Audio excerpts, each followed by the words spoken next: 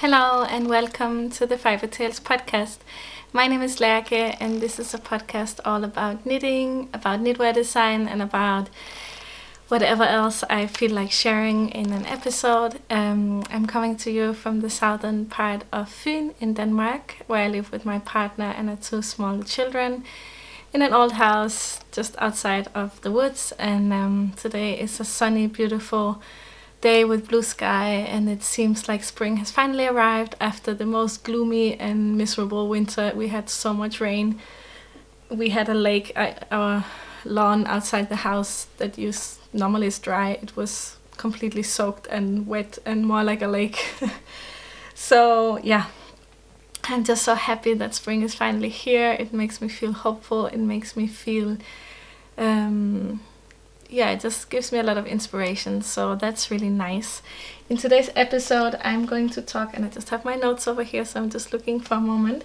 I'm going to talk about some new things I've been working on, and I also have some question and answers at the end, because I asked you guys on Instagram if you had some questions for me, and I collected a few questions.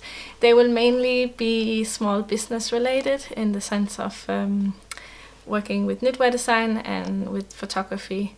And before we get into everything else, I wanted to talk a little bit about the situation right now in Ukraine, the war going on. It is it's very surreal that we are here again, I want to say, because I didn't think we would experience a war this close to us again in Europe. And we have it's when you look at the world, Ukraine is not very far away. My partner is from Poland, and so that's just next to Ukraine, and it feels very close in that sense. So I wanted to talk a little bit about this because I think it's important to talk about. I know that there's a lot of misinformation, especially in Russia, going on. And I think it's important if I can reach some people with this channel to talk about it, but also because it's something that's been very much on my mind. I have the news running a lot, and I have to sometimes stop myself, like I'm doing now, and do something else, and focus on my business and try to ease the feeling with something creative, because that's what I do when I feel like I need something. An escape from things. And I think it's important that we follow the news and we educate ourselves on what's happening, but also take some breaks, so it doesn't everything seems bad. And it's just nice to go out for a walk, for example, in the sun, and enjoy it. And we shouldn't feel guilty for having some happy moments too. The reason I'm also very affected by this whole thing is that we have a Ukrainian family. My partner's grandmother was Ukrainian. We lost her last year. She was a very strong woman, and she lived into a very good old age. And I actually wanted to show, I never show pictures of my kids or my family, but I wanted to show this picture because it's one of the last ones I have. And it just makes it the other part of my work is I work as a photographer, and it just makes it very important for me to have pictures. So I wanted to show the picture today of the Ukrainian babcha. She lived in Poland for most her adult life, and here she is with my two kids. It is. We're in some ways happy she's not experiencing what is happening, but it means that my partner is part Ukrainian, and so in that way as well, it hits close to home. And for me personally, in my family, like my how is it? Of course, my partner is also my family, but my family I'm born into. My grandmother escaped the war, the Second World War. When I talk about war, and I grew up with these stories, and it affected her a lot. She had to go underground because of the Nazis. She came from the Netherlands. So it just I think a lot of families in Europe, but also other places, are shaped by war. And I didn't think we would experience war again. And I mean, when I say again, because I remember when I was a kid, there was the whole war in the Balkans, and we actually had a lot of children coming here as refugees. So I remember that, but that was, you know, in my childhood, and it seemed more far away. It wasn't, in reality, it wasn't that much more far away. But in some ways, you have this idea that it's not going to happen again now. The world has changed. We're all more, I mean, in Europe, that we have learned from our mistakes and so on, and it doesn't seem like it happened. So it is a very difficult time, and and difficult for many people in many ways. And for that reason, I also wanted to do something, a little something, as Fiber Tales, as my company, and I have made a little sale that is running right now. And I will put the code on the screen. So the whole idea came because I saw that on Instagram I was close to reaching 30,000 subscribers. So I thought, oh, it's followers. On Instagram it's followers, here it's subscribers. But I was close to reaching 30,000 followers, and I thought when I hit that number I would do a little sale of 30% off. But then with everything happening, it just didn't feel right. So instead I thought I would still do the sale, 30% off. It is running for 2 days, so when this video goes up, it should still have 1 more day left. And then what I will do is I will donate 30% of the sales to the Danish Red Cross that is helping children in Ukraine. So that is what is happening right now, and you can use the code and get 30% off, but still support Ukraine. And yeah, I think it's very nice we can do this together. So I wanted to mention that before I get into all the knitting stuff. And I know maybe you came here and thought to get a little bit away from all the war talk, and I totally understand, because we sometimes need to get little breaks, not to feel too depressed with the world. But I wanted to talk about this, as I said, because I have this platform and I think it's important. I can reach many people with my channel. Also, I know that we don't always speak equally a lot. No, you cannot say that. I don't know how you say that. We don't speak the same amount about all the conflicts in the world, and I know there are many things happening that are equally as terrible or has been happening that hasn't been getting the same amount of attention. But at least for me, this conflict feels very close to my heart because of the family connections, of it being so close to where we live. And just sometimes some things hit you harder than others, and that's why maybe you haven't heard me talk about some other conflict, and I will talk about this one. I think it's important we do our best, and some things will just infect us differently, right? Affect us, not infect. Affect us. It's so hard to speak about these things and say everything in the right way and in an eloquent way. So, but I want to talk, I had one more thing I wanted to mention. Oh yeah, last episode I had a giveaway, and that giveaway I already found the winner, and she has been sent the parcel. I did a random collection, but I showed it on Instagram, so that's just the easiest way for me to do it. So the winner has already been picked from the giveaway. Last giveaway, and thank you so much to everyone who joined. It was very nice to see so many comments, and I hope a lot of you felt inspired to knit some spring socks, mine or other pairs. I don't mind, but it's really nice that now you can actually show your legs a little bit more. At least where I live, it's been so cold that everything has been hidden away, or we stay indoors. So I think it's really nice when you can wear some skirts or shorter socks and you can show your legs a bit. Okay, so the next thing I really want to talk about is the spring socks, or the vår socks as they are named. And I don't remember if I told you the whole story. I think I told you the story last time, that the one pair of socks got lost in the mail, and we thought they were really lost for good and we wouldn't see them again. But then luckily Jule, they came. all of a sudden. And this is the pair that Jule knit, so you have seen already the pair I knit, and I will show you both of them in a moment.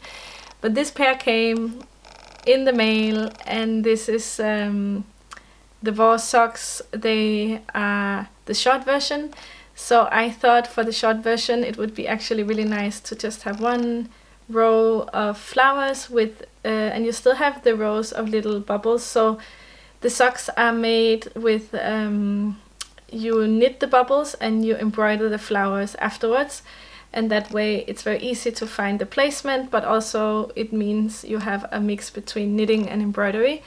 And for the short version, I just really wanted them to have one row only, and if you see them next to the long version, then you can see that this one has 3 rows of flowers, and this one only has 1. And I can put them next to each other, and it's not that much of a difference in length, but they just, of course, just sit above the ankle, and they are very nice. And I'm just so happy they arrived, because I thought they were lost for good. So the sock pattern has been released, and was it released last time? I cannot remember, but it has been released, and you can find them in my Ravelry shop, and they're also 30% off right now if you want to get them. And as you can see, Jule, Jule knit this pair, and she's the dyer behind both the yarns used here. She's a natural dyer. If you don't know her, you can go find her as Woolen Twine on Instagram. She has the website, everything. But she knit the sample pair with a different heel construction, and I love that about socks, that you can always make the heel that fits you the best, that you prefer. If you prefer a short row heel, you can add that in.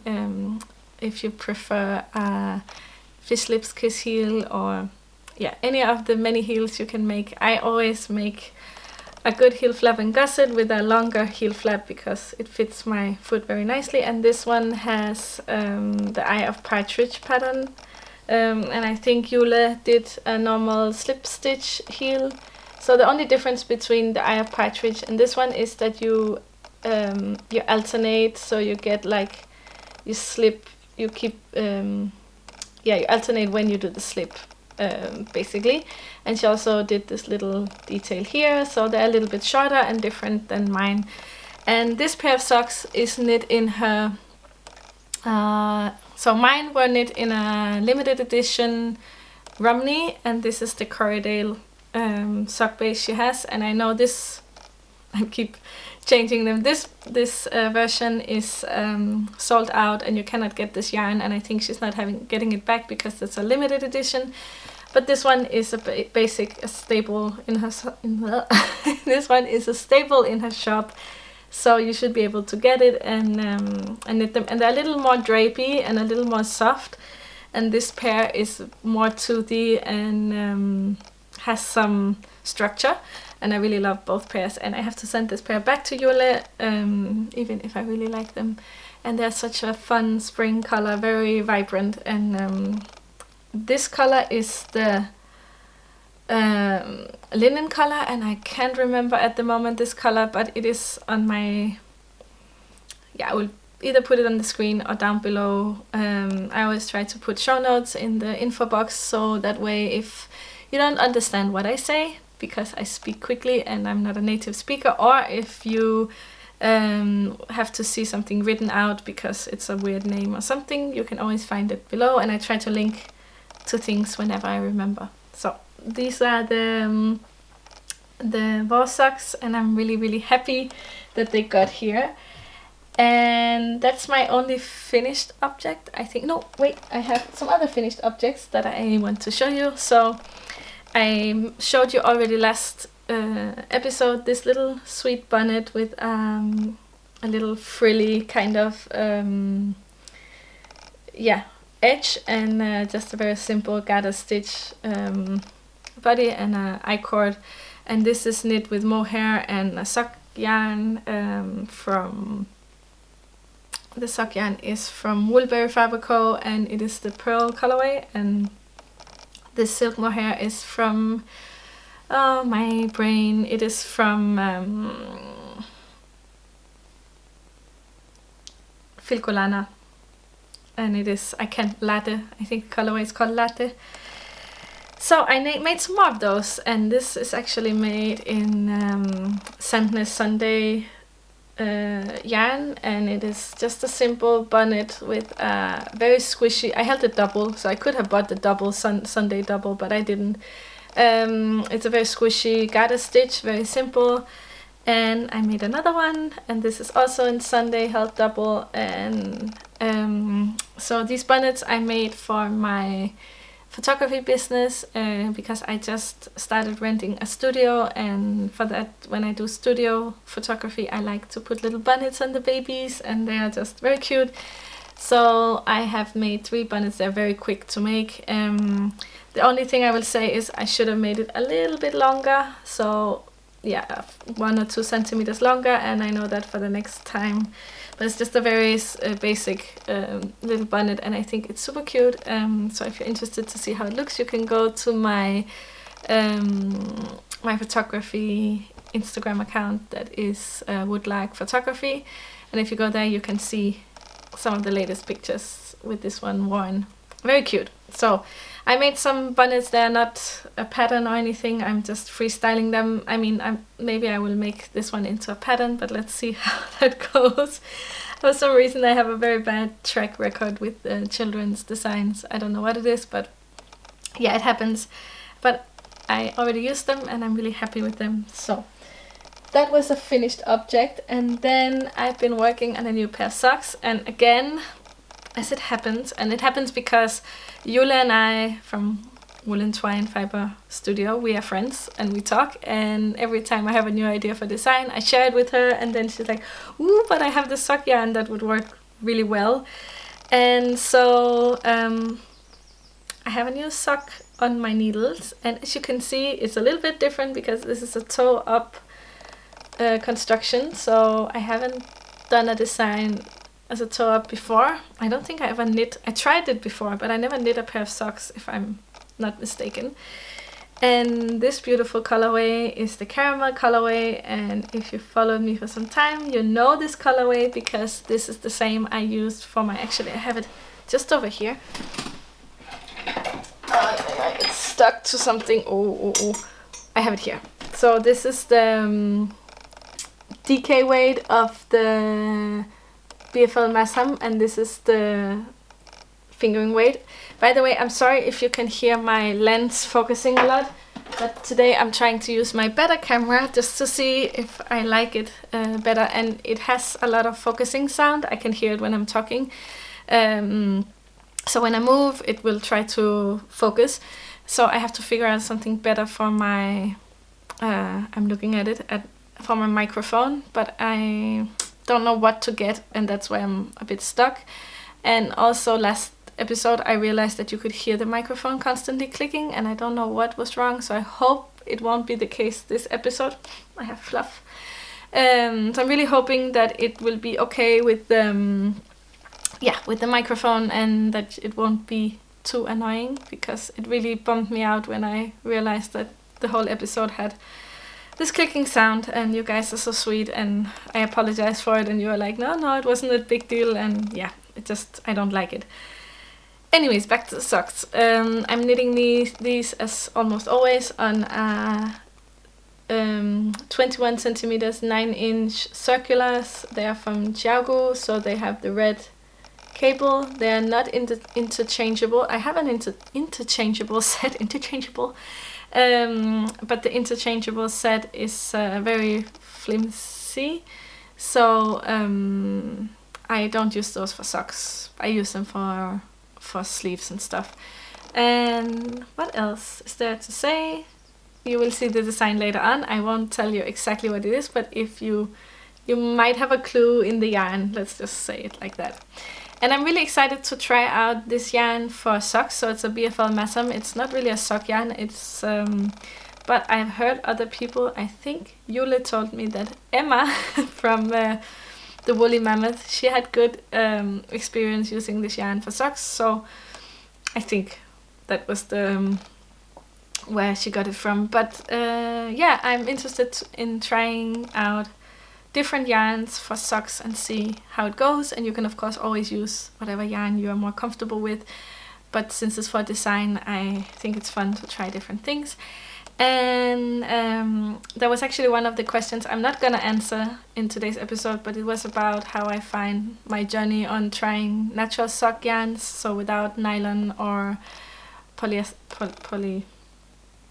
not polyester, it's whatever, without any artificial strengthening. And I haven't worn my socks, I feel, enough to make a video about it yet, but I will once I have a little more experience with different yarns. So unfortunately my designs, I want to keep them nice looking, so I don't wear them as much, because if I want to show them off, and yeah, so I still have to wear them a little bit more, I think, to give you yeah, to let you know how I feel about it. But these are coming along.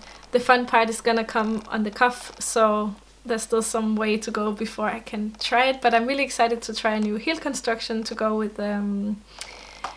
the top bottom up sock. So yeah, that's gonna be exciting to see how that works. And I'm just gonna look at my screen for a moment to check it's still recording, everything is good, and then I'm gonna have a little sip of tea. I am drinking some very nice tea. I just ordered new tea from what was it? From Tender Tea. If you followed me for a long time, you know that I love that tea company in Denmark, and I just ordered some new tea, and this is called Fruity Coconut, and it's really nice, and I really love their teas. They're very mild and there's no artificial perfume, so they have dried fruits and stuff, but in a natural way, and I really love them. Okay, so the next thing I've been working on is this one, and this is a bit out of character for me in the sense that it's not 100% natural yarn, but I saw this yarn and I had to get it because my daughter has been wearing a sweater for some years now that I made for her, and it's sitting like on her arms, it's up here, and I just feel terrible that she doesn't have a new nice sweater that she can wear. So I saw this yarn and I had to get it. Yeah, let me show you. Let me show you first. So I'm working on this little, very simple, it hasn't been blocked, so the neckline is a bit floppy. Very simple little raglan construction. I made it a bit long in the sleeves, so they're folded up. And it's just a freestyle. I cast on 60 stitches on I think 6mm needles, and then I just divided that and made the raglan, and I am almost done. I'm at the ribbing and I have this much left. And so let me say, the reason why I fell in love with the yarn for her is that this yarn has a little bit of color, but it's quite neutral, and of course my daughter is 6 years old and she loves everything rainbow colored. Oh, there's a lot of fluff in the air now. She loves everything rainbow colored and yeah, glittery, and I just really prefer neutral things. So I thought this would be perfect for her because she has a bit of rainbow color, but it's still neutral and I like it. So you can see it has these little specks here and there. It's a blow yarn, and that is many times the blow yarn it's like a net that is often made from some artificial fibers, and then there's blown wool into it. Let me just show you the label. So I got this, I was actually in a fabric store when I saw it, and that's maybe why I bought it and fell for it. And no, this one says 100% organic wool, so this is not the label, but I bought some other yarns. But this is the brand that is from the Danish shop that used to be called Stuff and Steel, but they just changed the name to Self-Made, I think. I know you have them in other countries too. I think they're in Germany, Sweden, different places, but I think I have the label down here in the trash. Okay, yeah, so this yarn is called, there you go, it's called, I think, Happy, yeah. And it has a mix of, I cannot read from the bag, 44% baby alpaca, 32% fine merino wool, 22% polyamide, which is probably the tube, as I said, and 2% viscose. So for me, it's not a yarn I would normally go for because I prefer only using natural fibers. But honestly, I prefer a million times buying her this than she gets some kind of crazy rainbow sweater from H&M. So this is my reason behind, and I just really want to make her happy.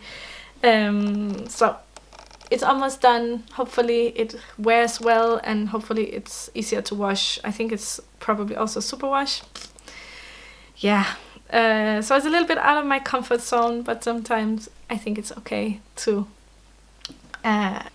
For me, it's all about finding a balance. So if I mainly buy things that are good for the environment, that is better than I never do it, if that makes sense.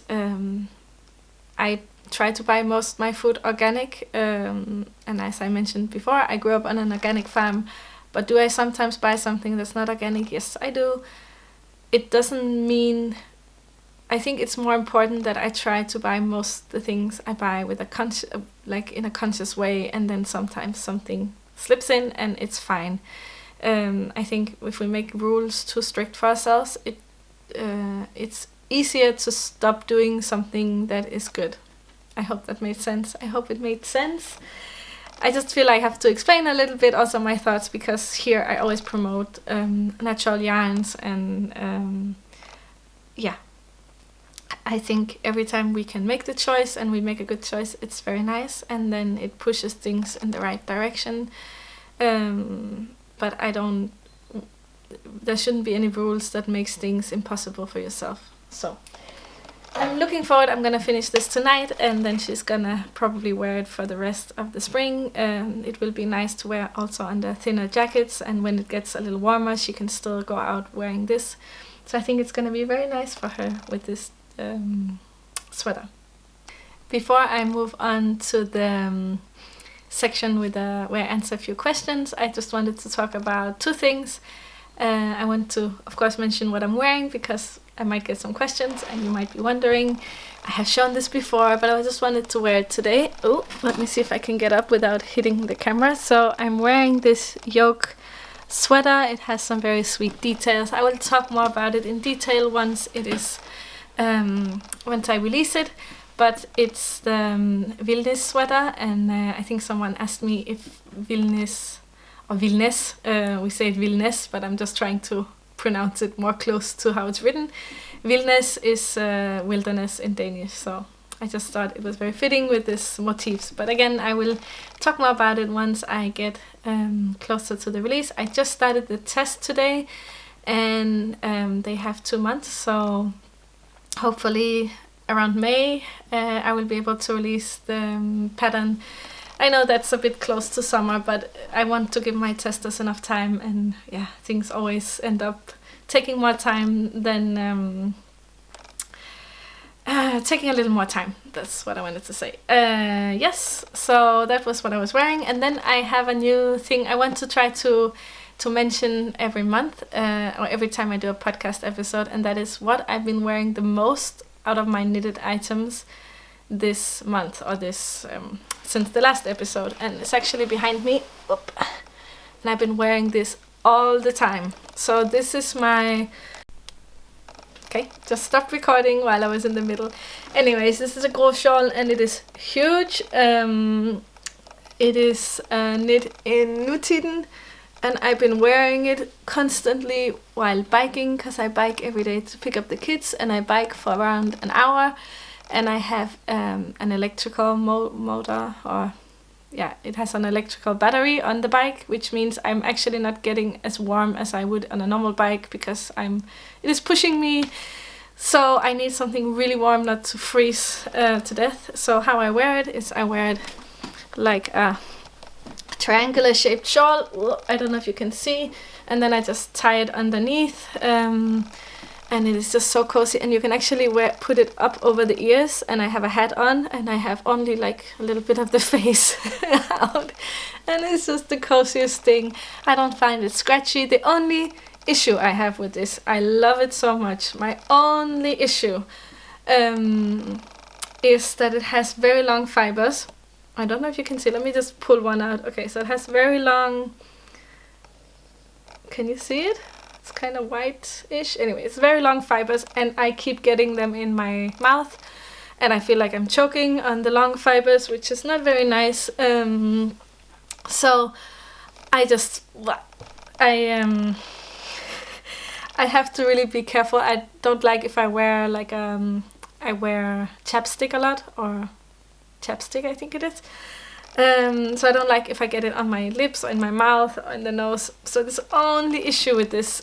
Other than that, it's and I wear it anyways, so it's not that bad, but it is a little bit when you're biking and you're breathing through your mouth and you're like, yeah, it does get a little bit messy sometimes.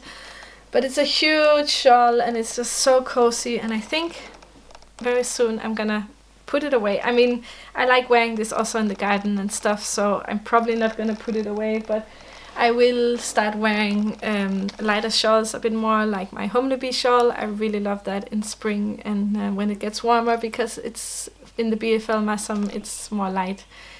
So yeah. And that was it for the knitting part. I will move on to the question and answer section and answer a few questions. So if you're not interested in hearing about small business stuff and knitwear design, and there's also a bit about photography, then you can definitely jump out of the video. But if you like to hear about these things, I will talk a bit about it. And I decided not to talk about all the questions I got, because I wanted to kind of have a theme a little bit, since it's not just a long question and answer video. So I need my trusty old notebook. I love my Rhodia. If you haven't been following me, it's on the other side. This is my notebook of choice, and it has very nice paper with dots, and I really love it. Okay, so for the first question, someone asked me if I studied before I started to design knitwear garments, and I think if I understood the question correctly, it's more if I studied knitwear design. I didn't study knitwear design at all. I have no education within anything creative. So I studied Spanish language and culture for 7 years at the university. I studied it in Copenhagen and also at the university in Barcelona. And I also had, so when you study a language, you normally have a side subject or a side language, or anything. You can have anything you want, but you have a 1 year of studying something different. And I did 1 year of Italian, because I also speak Italian, so I speak Spanish and Italian. And I've been asked if I can speak it on the podcast, and I honestly, both languages are a little bit rusty at the moment, because I haven't been traveling for ever since Corona. And also because I don't know how to speak very well about knitting in neither of the languages, so it would be a little bit comical. But if I ever have someone to speak to, I would love to speak Spanish or Italian, but just sitting here talking on my own, it would be a little bit awkward for me, I think. So maybe someday, I don't know. It feels a bit rusty. I would really love to go to either of the countries, but yeah. And where was I going with that? Yes, I didn't study anything to do with knitwear design. Yeah, I've been learning along the way. It's been a lot of trial and error, but it's been so much fun and I love it. So when you have the passion for something and you really want to do it, you will find out a way. That's what I've learned, and that you can really learn to do a lot of things on your own, and with the internet and with YouTube. And even if I would say for knitwear design, it was quite hard when I started to find any info online. I mean, yeah. So that was the first question. And then there's a question about, my nose is still really filled with fluff, about yarn support and collaboration designs, if I'm paid by the companies, and how it works. And I know I'm not paid by any companies. Whenever, or you can say I'm paid in the sense I normally receive yarn for free if I do a collab, but it's actually something I stopped doing a little bit, because as it is, you never get anything for free. When you receive anything as a as in a commercial way, I don't know how to say that. If you receive anything in Denmark, you have to pay tax from it, and Danish tax is 40%, so I don't get it for free. If I get yarn, I still have to pay 40% of the price of the yarn. So, and then when you do that, normally there's an expectation from the yarn producer or whoever made the yarn to that I have to promote it and show it on my Instagram, show it here. So for me, it's a lot of work for a very small price, and that's why I stopped doing it, more or less. And then you will say, but you have yarn collabs, and I do. But I will explain that in a moment. But generally, if I want a yarn, I buy it myself. That way I don't have any pressure from the company. And it's not that they were, pressuring me to do a lot of things, but let's say I have an idea for design, then I prefer buying the yarn myself. And if the idea doesn't work out, I don't have any commitments to anyone. So that's one thing. When you do collabs, normally there's a kind of expectation between each other, and you have to maybe meet a deadline, because then the yarn producer also wants to know when they have the pattern coming out, for example. So I do understand why it is there, but for me it's not it's not nice to have the extra pressure of trying to meet a deadline or to produce something when sometimes it just doesn't work out the way you want it to. And it's the same with publications. It creates a little bit more pressure than I like working under. So for that, I normally don't do it. Now with Jule, since we talk a lot, she sends me the yarn. I could buy it from her too, but she sends me the yarn, and then of course I will put it in my account that I received this as a gift. And then the thing is, when I receive it as a gift, I also have to, on my Instagram, I have to always write it according to Danish law. I have to always state whenever it's an ad, even if I don't feel like it's an ad, because I would buy the same yarn myself. But I have to put in any description or when I speak here that it's an ad, that is something I was gifted. Actually, I was gifted the skein of yarn from Jule, this one and the other one I used. There you go. You see, I forget because it's something, I don't think about it as a promotion, but it is, and that's why I don't really enjoy doing this.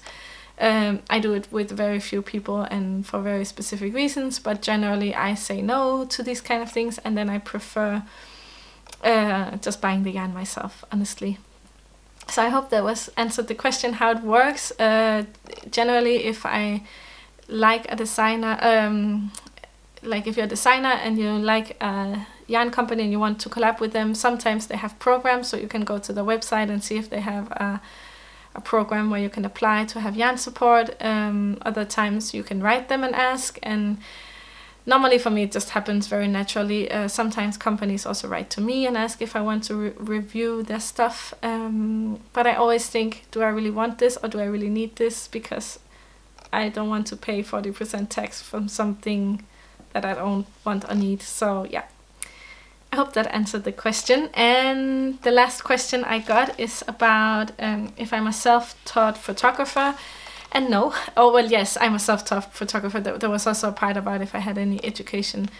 The same as with knitwear design, it's something that happened, that I started having as an interest, and then I just kept going. And it's funny because I always was very creative as a child. I used to draw all the time, and then I always thought I would do some kind of creative education, but in the end I also loved languages a lot, and it was something more what I was expected to do. I was expected to go to the university and study something more tangible, like language. I don't know if it's more tangible, but unfortunately it's been really hard to get jobs with languages, and that's also why I finally said, okay, I'm gonna try doing fiber tales full time. And as I started doing fiber tales, I got really interested in doing photography because I wanted to take professional looking pictures of my own things. And then finally that involved into me started studying my photography business, where I photograph families and weddings, and yeah, I really love photographing people together and in a very beautiful way. So that's where I am now. I'm running 2 businesses and I have no education within any of the fields, and I'm doing fine. So if you have any passions and things you want to do, don't let that stop you, for sure. That's not... Of course, if you want to be a neurosurgeon, I think you need your education, and I'm definitely not against education. I just think for certain things you don't need it in the same way. And again, YouTube, especially for photography, I used YouTube a lot. You can learn so much online in different ways. So yeah, I think I'm gonna stop talking because I feel like my throat is a little bit itchy, and also from all the fluff that is flying around. I hope you are fine wherever you are, and that you have some spring as well, and that you can find some joy in that. I hope this episode gave you a little bit of a break from everything happening, and I will talk to you next time. Take care, bye!